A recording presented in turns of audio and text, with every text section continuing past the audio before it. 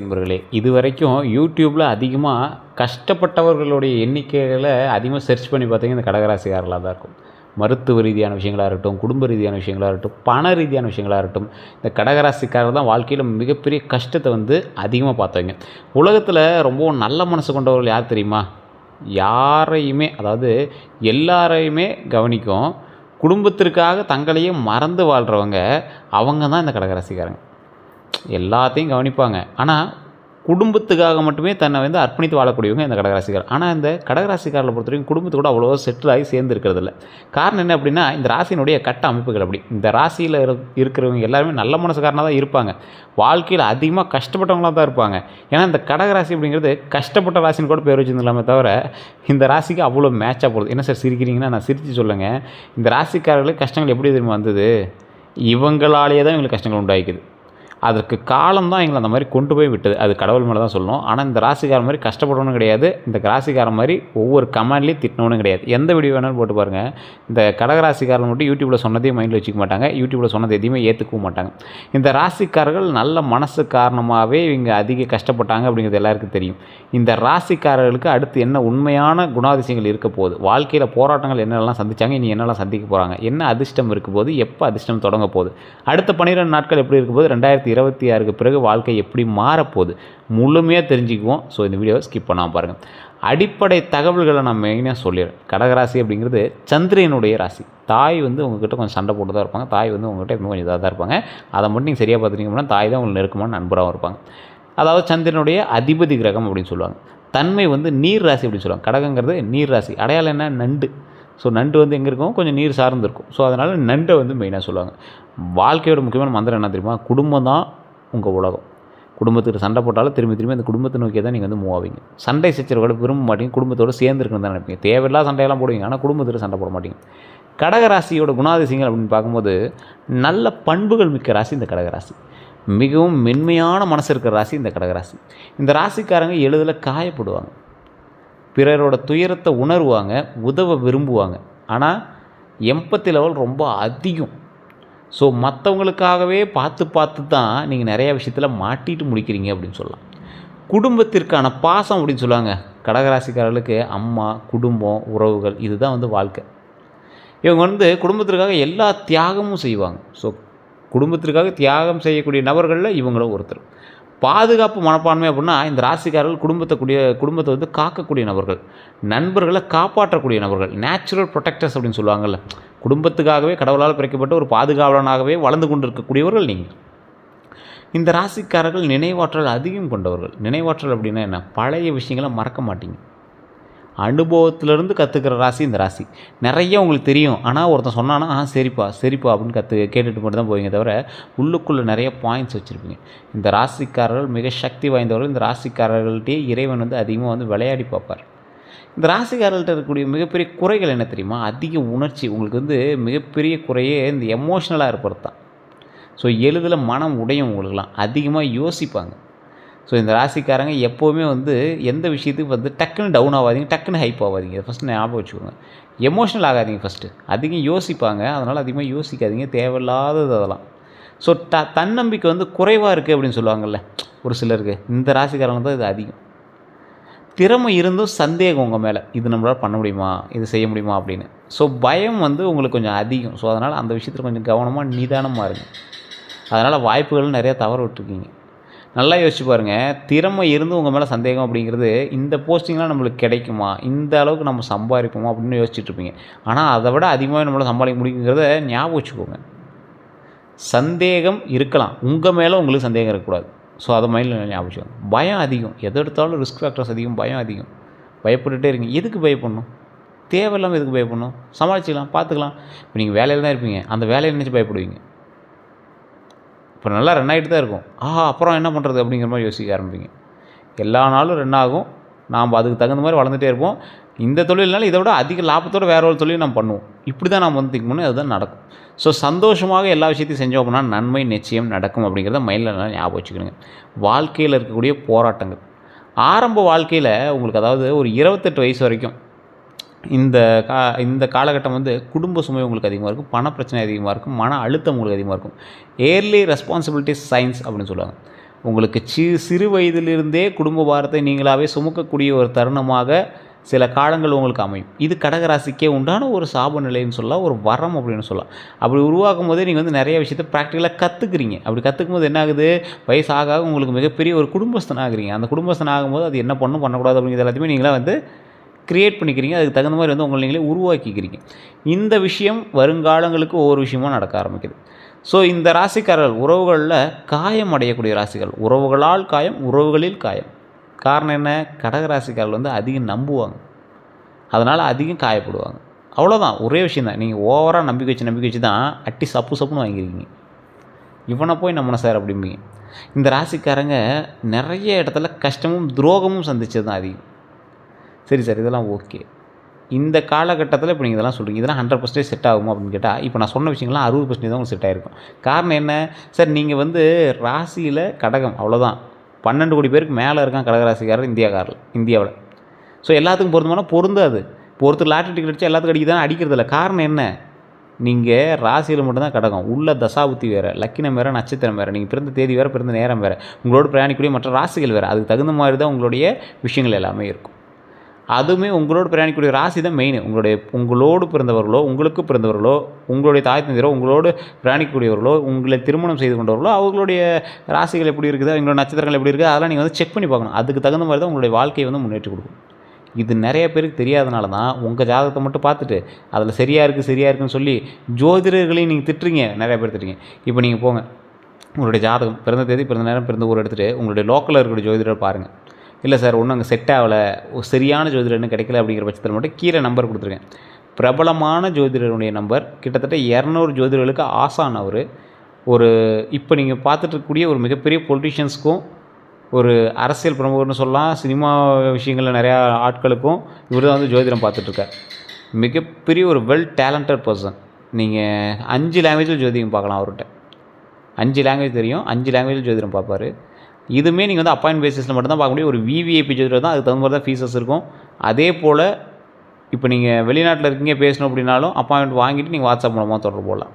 So இது எல்லாமே வந்து நீங்கள் வெயிட் பண்ணி தான் பார்க்குற மாதிரி இருக்கும். இவர் எதில் ஸ்பெஷலிஸ்ட்டு அப்படின்னா, இந்த வசியம் சம்மந்தப்பட்ட விஷயங்கள், அதேமாதிரி பிளாக் மேஜிக் சம்மந்தப்பட்ட விஷயங்கள்லாம் வந்து எடுக்கிறதுல ஸ்பெஷலிஸ்ட். அது உங்களுக்கு இருக்கா இல்லையான்னு கண்டுபிடிக்கிறதுல ஸ்பெஷலிஸ்ட். ஸோ அந்த மாதிரி விஷயங்கள் எல்லாத்தையுமே வந்து A to Z கம்ப்ளீட்டாக கிளியர் பண்ணி கொடுத்துருவார். அந்த மாதிரி ஒரு பர்சன். உங்களுக்கு வேணும் அப்படின்னா ஜஸ்ட் கால் பண்ணி நீங்கள் வந்து பேச தெரிஞ்சிக்கலாம். இதுவுமே நான் முன்னாடி சொல்கிறேன், ஒரு விவிஐபி ஜோதிடர் தான், அப்பாயின்மெண்ட் பேசிஸ் தான் பார்ப்பாங்க. நீங்கள் வெயிட் பண்ணி பார்க்குற மாதிரி தான் இருக்கும். இந்த ராசிக்காரர்களுக்கு உறவுகளில் காயம் அப்படின்னு சொல்லியிருந்தில்ல, நம்பினா கெடுவீங்க, காயப்படுவீங்க அப்படின்னு சொல்லியிருந்தேன். நம்பிக்கை இருக்குது, ரொம்ப க்ளோஸ் ரிலேட்டிவ் சார் அப்படிம்பீங்க. ஆனால் அவங்க மேலேயே நீங்கள் வந்து நம்பிக்கை இருக்கிறது கொஞ்சம் யோசிச்சு தான் இருப்பீங்க. இவங்ககிட்ட ஏன்டா டென்ஷன்ரா அப்படிங்கிற மாதிரிலாம் இருப்பீங்க. கொஞ்சம் பொறுமையாக இருங்க. இந்த காலகட்டம் உங்களுக்கு பொறுமைக்கான ஒரு காலகட்டமும் மைண்டில் ஞாபகம் வச்சுக்கோங்க. அதே மாதிரி பணம் சிரமம் அப்படின்னா, இவர்கள் வந்து சம்பாதிப்பாங்க, ஆனால் சேமிக்க முடியாது. காரணம் என்ன அப்படின்னா, குடும்ப செலவு. ஏதோ ஒரு காரணத்துக்காக உங்களை வந்து உள்ளே எடுத்துகிட்டே இருப்பாங்க. அது உங்களுக்கும் அதில் ஏதோ ஒரு ப்ளஸ் பாயிண்ட் இருக்கும். இருந்தாலும் அது காரணம் வந்து நீங்கள் அப்படியே நார்மலாக விட்டுருப்பீங்க, சேவிங்ஸில் வச்சுருப்பீங்க. ஆனால் இந்த காரணத்துக்காக அப்படி பண்ணுறாங்களே அப்படிங்கிற மாதிரி உங்களுக்கு வந்து தோண ஆரம்பிச்சிருக்கும். ஸோ பொறுமையாக நிதானமாக பண்ணிங்க அப்படின்னா வாய்ப்புள்ளது. ஆனால் இந்த காலகட்டத்தில் கொஞ்சம் யோசித்து தான் பண்ணணும். வாழ்க்கையில் உங்களுக்கு எப்போலாம் திருப்பு முனை இருக்கும் அப்படின்னா, 29 வயதுக்கு பிறகு அதிர்ஷ்டம் உண்டு. அந்த அதிர்ஷ்டம் வந்து உடனே அடிச்சிருமான்னு கேட்டால் கிடையாது. காரணம் என்ன அப்படின்னா, நிதானித்து பொறுமையாக செயல்படக்கூடிய கடகராசிக்காரர்களுக்கு கொஞ்சம் கொஞ்சமாக அந்த வாழ்க்கையிலுடைய ஸ்டேபிள் என்ன 2029க்கு பிறகு ஸ்டேபிள் வாழ்க்கை வந்து ஒரு நிலையாக வந்து உட்காரும். ஒரு சம்பளம் ஏதோ ஒரு மாதம் அது இதுன்னு மாறி வந்துடுது, ஒரு நிலையான ஒரு சம்பளம், பண வரவு அதிகரிப்பு, அந்த சம்பளம் அப்படியே இன்க்ரிமெண்ட் ஆகுது, மன அமைதி கிடைக்குது. குழம்பிட்டு இருந்த உங்களுக்கு, ஸ்ட்ரெஸ்ஃபுல்லாக சுற்றி இருந்தவங்களுக்கு ஒரு மன அமைதி உருவாகுது. அது எவ்வளோ பெரிய நல்ல விஷயம். அதுக்கு பிறகு ஜாக்கிரதையாக இருக்கணுங்கள. எதில் நீங்கள் ஜாக்கிரதையாக இருக்கணும், யாரையும் உடனே நம்ப வேண்டாம். ஃபஸ்ட்டு ஞாபகம் வச்சுக்கோங்க, யாரையும் உடனே நம்பாதீங்க. ஃபஸ்ட்டு மன அழுத்தத்தை தவிர்த்துக்கோங்க ஃபஸ்ட்டு. அதே போல் பண திட்டமிடலை கற்றுக்கணும். ஸோ பண திட்டமிடலை கற்றுக்கிறோம் அப்படிங்கிறத மைண்டில் நல்லா ஞாபகம் வச்சுக்கோங்க. சரி சார், இதெல்லாம் ஓகே. அடுத்த 12 நாட்களுக்கான பலன். இப்போ இதெல்லாம் வந்து காமனாகவே இப்போலாம் எங்களை பற்றி தெரிய ஆரம்பிச்சிச்சு சார். கடகராசிக்காரர் இப்போ கமெண்ட் பண்ணிகிட்டு இருப்பாங்க. அவங்க வந்து ஒரு லெஜண்ட் மாதிரி. இப்போலாம் கோவம் வர ஆரம்பிச்சது, யாராவது நல்லது நடக்கும் அப்படின்னு சொன்னால் கடகராசிக்காரர்கள் கோவம் வர ஆரம்பிச்சது. உண்மையாக இல்லையான்னு கமெண்ட் செக்ஷனில் பதிவிடுங்க. ரொம்ப நாள் நம்பி ஏமாந்துருக்கோம் சார் அப்படிம்பீங்க. இந்த ராசிக்காரர்கள் அடுத்த 12 நாட்கள் எப்படி இருக்க போகுதுன்னு நான் சொல்கிறேன். ஃபஸ்ட்டு கேட்டுக்கோங்க. சிறிய வருமானம், பண விஷயத்தில் சிறிய வருமானம் உண்டு. பழைய பணம் திரும்ப கிடைக்கும். சிறிய வருமானம்னா எப்படி, கொஞ்சம் கொஞ்சமாக இன்க்ரிமெண்ட் ஆகும். பெரிய அவுட்புட்டான்னு கேட்டால் பெரிய அவுட்புட் கிடையாது. கொஞ்சம் கொஞ்சமாக இன்க்ரிமெண்ட் ஆகும். சிறிய வருமானம் உண்டு.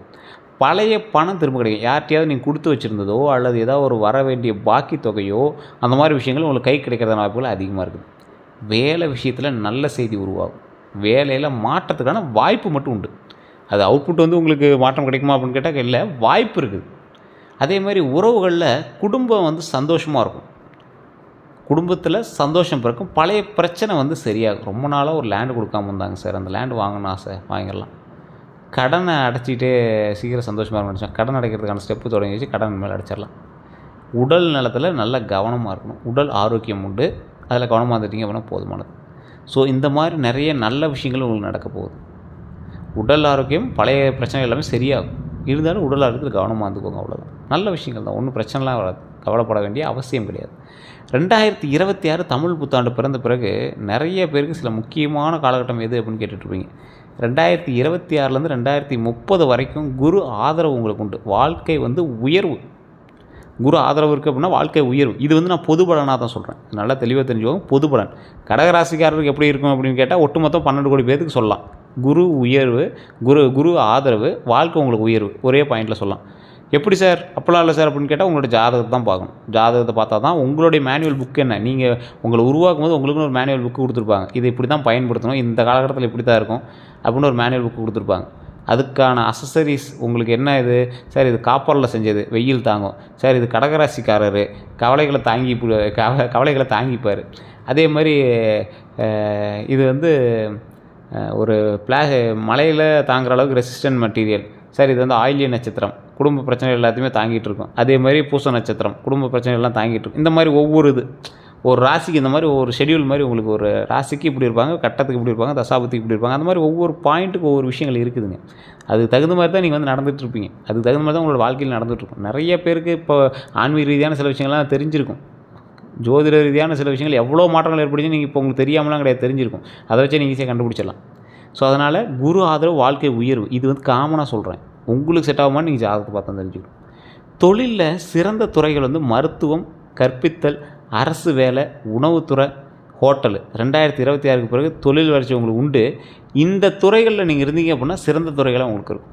இன்னொரு டைம் கூட சொல்கிறேன், ஞாபகம் வச்சுக்கோங்க. மருத்துவம், கற்பித்தல், அதாவது ஆசிரியர், அரசு வேலை சம்மந்தப்பட்ட விஷயங்கள் ஸ்டெப் எடுங்கன்னா கன்ஃபார்ம் உண்டு. உணவுத்துறையில் இருக்கலாம், ஹோட்டலில் இருக்கலாம். இந்த மாதிரி விஷயங்கள்லாம் உங்களுக்கு நல்ல ஒரு உயர்வு தரும். கல்வி சம்மந்தப்பட்ட விஷயத்தில் உயர்கல்விக்கு வாய்ப்பு உண்டு. வெளிநாட்டு யோகம் கண்டிப்பாக உண்டு. இந்த டைம் நீங்கள் வெளிநாட்டுக்கு ஏதாவது ஸ்டெப் எடுக்கிறீங்க, வெளிநாட்டுக்கு போகணுன்னு பார்க்குறீங்க, இல்லை உயர்கல்வி சம்மந்தப்பட்ட விஷயத்துக்கு ஸ்டெப் எடுக்கிறீங்க, இல்லை 12th முடிச்சுட்டு காலேஜ் போகிறதுக்கு ரெடி ஆகிறீங்க, இந்த மாதிரி எந்த விஷயங்கள் பண்ணிங்க அப்படின்னாலும் வாய்ப்புகள் 100% நன்மையை நோக்கிய உண்டு. ஸோ அதனால் ஸ்டெப் எடுத்தீங்க அப்படின்னா சக்ஸஸ் அப்படிங்கிறது தெரிஞ்சுட்டே நீங்கள் ஸ்டெப் எடுக்கலாம். இருந்தாலும் கொஞ்சம் நிதானமும் பொறுமையும் தேவை. இப்போ நான் சொல்கிறது பொது பலன்கிறத மைண்டில் ஞாபகம் வச்சுட்டு பாருங்கள். உங்களோட தனிப்படையான விஷயங்கள் வேறு மாதிரி வரலாம். தசாபுத்திகள், இப்போ நல்ல விஷயங்கள் கூட தசாபுத்திகள் ஒவ்வொன்றும் ஷேக் பண்ண ஆரம்பிக்கலாம். அதெல்லாம் செக் பண்ணிட்டு தான் நீங்கள் வந்து அடுத்த ஸ்டெப் பார்க்கணும். திருமணத்திற்காக வெயிட் பண்ணிட்டு இருக்கக்கூடிய கடகராசிக்காரர்கள், சிறந்த காலம் 2026லேருந்து 2028க்குள்ளேயே உங்களுக்கு வாய்ப்பு இருக்குது. இந்த டைமில் நீங்கள் வந்து இப்போ ஸ்டெப் எடுக்க ஆரம்பித்தா கூட இந்த டைமுக்குள்ளே நீங்கள் திருமணம் நடந்துருக்கும். உங்களுக்கு நல்ல துணை கிடைக்கும். கடகராசிக்காரெல்லாம் அற்புதமான துணை, நல்லா அப்படியே ரொம்ப உங்களை வந்து கையில் தூக்கி வச்சு பார்ப்பாங்க. அப்படி அந்தளவுக்கு உங்களை வந்து அவ்வளோ சந்தோஷமாக பார்த்துக்குவாங்க. தலைமையில் தூக்கி வச்சு கவனிச்சுக்குவாங்க. அந்த அளவுக்கு ஒரு அற்புதமான ஒரு துணை கிடைக்கக்கூடியது இந்த கடகராசிக்காரர்களுக்கு. கடகராசிக்காரர்கள் வந்து ஒரு எப்படி சொல்கிறது, ஒரு கிளியர் பேப்பர், ஒயிட் பேப்பர் மாதிரி. அந்த ஒயிட் பேப்பரில் எழுதக்கூடிய ஆள் நீங்கள் கல்யாணம் பண்ணுறவங்க தான். அவங்க தான் வந்து உங்கள் ஒயிட் பேப்பரில் அழகாக கையெழுத்து கூட ஹார்ட் அண்ட் சிம்பிள் கூட அப்படியே அன்பு குறி கூட ஒரு ஹாப்பி ஸ்மைல் போட்டு விடுவாங்கன்னு வச்சுக்கோங்களேன். ஸோ அந்த மாதிரி ஒரு லைஃப் வந்து திருமணம் ஆன பிறகு தான் நீங்கள் வந்து சந்திப்பீங்க. சார் கடகராசிக்கார் திருமணம் ஆனவங்க பார்த்துருப்பீங்க, அப்படிலாம் ஒன்றும் தெரியலையே சார் அப்படிம்பீங்க. பொறுமை, நிதானம். உங்களுக்கு தெரியாதுங்க, உங்களை சுற்றி இருக்கவங்களுக்கு தெரியும். அவன் வந்ததுக்கப்புறம் தான்டா வளர்ந்து வந்தான் அப்படிங்கிற ஒரு விஷயம் அவங்க கூட இருக்கிறவங்களுக்கு தான் தெரியும். ஸோ அந்தளவுக்கு கடகராசியோடு இணையக்கூடிய ராசி பயங்கரமாக தூக்கி விடும். அது நிறைய பேர் தெரியறதில்ல. அதேமாதிரி குழந்தை பலன், குழந்தை யோகம் வந்து கண்டிப்பாக உறுதியாக உண்டுங்க. குழந்தை யோகம் கண்டிப்பாக உண்டு. குடும்பம் சந்தோஷமாக இருக்க போகுது. குழந்தைக்காக ரொம்ப நாள் வெயிட் பண்ணிட்டீங்க அப்படின்னா இதை கண்டிப்பாக நோட் பண்ணிக்கோங்க. குழந்தைக்காக வெயிட் பண்ணியிருக்கீங்க. பழனியில் இருக்கக்கூடிய திரு ஆவினங்குடின்னு இருக்கக்கூடிய கீழே ஒரு கோயில் இருக்குது பார்த்தீங்கன்னா, அதை வணங்கிட்டு மேலே கூடிய பழனி முருகரை வணங்கிட்டு வாங்க. பழனியில் பாலதண்டாயுதபாணி வணங்கிட்டு வாங்க. குழந்தை வேலைப்பெருமனை வணங்கிட்டு மேலே வந்து பழனி பாலதண்டாயுதபாணியை வணங்கிட்டு வாங்க. மிகப்பெரிய யோகம் உண்டு. குழந்தை பேர் இல்லாதவங்க குழந்தை பேர் உண்டாகும். அதே போல் எப்போ ஃப்ரீ டைமாக இருக்கீங்களோ மேல்மலையனூர் அங்காள பரமேஸ்வரி அம்மன் கோயிலுக்கு போய் வழிபட்டு வாங்க. குழந்தை பேர், திருமண விஷயங்கள்லாம் ரொம்ப ஒரு ஆப்டான கோயில். குழந்தை பேருக்கு மட்டும் அந்த கோயிலுக்கு மட்டும் பல லட்சம் பேர் வருவாங்க. அவ்வளோ ஒரு பவரான கோயில். கண்டிப்பாக போய்ட்டு வாங்க. அதே போல் பண யோகம், வீடு வாங்கக்கூடிய யோகம் உண்டுங்க. சேமிப்பு அதிகரிக்கக்கூடிய யோகம். 5000 10,000 சேமிப்பு நீங்கள் எடுத்து வைப்பீங்க. சார் 5000 10,000 எவ்வளோ பெரிய அமௌண்ட், அதை சாதாரணமாக சொல்லுங்கள். அந்த அளவுக்காவது உங்களோட பட்ஜெட்லேயே நான் சொல்கிறேன், மினிமமே அவ்வளோ வர ஆரம்பிச்சிடும். அப்போ மேக்ஸிமம் எவ்வளோ லாபம் வரும் அந்த மாதிரி யோசிச்சுக்காங்க. அந்தளவு சேவிங்ஸ் வந்து அதிகப்படுத்த ஆரம்பிங்க. உடல் நலத்தில் கவனமாக இருந்துக்கோங்க. மன அழுத்தத்தில் கொஞ்சம் கவனமாக இருங்க. வயிறு பிரச்சனையில் கொஞ்சம் கவனமாக இருங்க. தூக்க குறைவு இல்லாமல் நல்லா தூங்கி எழுந்திரிங்க. அது வந்து உங்களுக்கு மெயினான ஒரு விஷயமா சொல்கிறோம். இந்த ராசிக்காரர்கள் ஒரு 28 வயசு வரைக்கும் சிரமமாக இருக்கும் உங்களோட வாழ்க்கை. 29 45 வயசு வரைக்கும் வளர்ச்சியை நோக்கி போகும். 45+ உங்களுக்கு அமைதியான ஒரு நல்ல நிலை உண்டாகும். கவலைப்படாமல் நீங்கள் வந்துருக்கலாம். இந்த ராசிக்காரங்களுக்கு ஒரு நல்ல விஷயம் சொல்லணும் அப்படின்னா, ஃபஸ்ட்டு முதல்ல தியாகமாக இருக்கும். நீங்கள் பண்ணுறது எல்லாமே மற்றவங்களுக்கு விட்டு கொடுக்குறது இந்த மாதிரி விஷயம் தியாகமாக இருக்கும். பின்னாடி தான் உங்களுக்கு வெற்றி உண்டு. கொஞ்சம் பொறுமையாக இருந்தாலும் வெற்றி கண்டிப்பாக உண்டு அப்படிங்கிறது ஞாபகம் வச்சுக்கோங்க. நல்ல மனசு எப்போதும் வெல்லும் அப்படிங்கிறது உங்களுக்கு கண்டிப்பாக பொருந்தும் அப்படிங்கிறத ஃபிக்ஸ் பண்ணிக்கோங்க. நீங்கள் நல்ல மனசுக்காரர் சார், நல்லதான் சார் நடக்கும். உங்களுடைய ஜாதகத்தை செக் பண்ணி பாருங்கள் சார், உங்களுக்கு நல்லதாக நடக்கும். உங்களுக்கு ஜாதக ரீதியாக செக் பண்ண போனால் கீழே நம்பர் கொடுத்துருக்கோம். அந்த நம்பருக்கு ஃபோன் பண்ணுங்கள். உங்களுடைய ப்ராப்ளம் ஏதாவது சொல்லி சால்வ் பண்ணிக்கோங்க. அதே போல் இது நம்ம சேனலை ஃபாலோ பண்ணால் ஃபாலோ பண்ணிக்கோங்க. நம்ம சேனல் சப்ஸ்கிரைப் பண்ணால் சப்ஸ்கிரைப் பண்ணிட்டு அதில் பெல் பட்டன் மறக்காம ப்ரெஸ் பண்ணிக்கோங்க. இல்லை ஆல் அப்படின்னு கிளிக் பண்ணிக்கோங்க.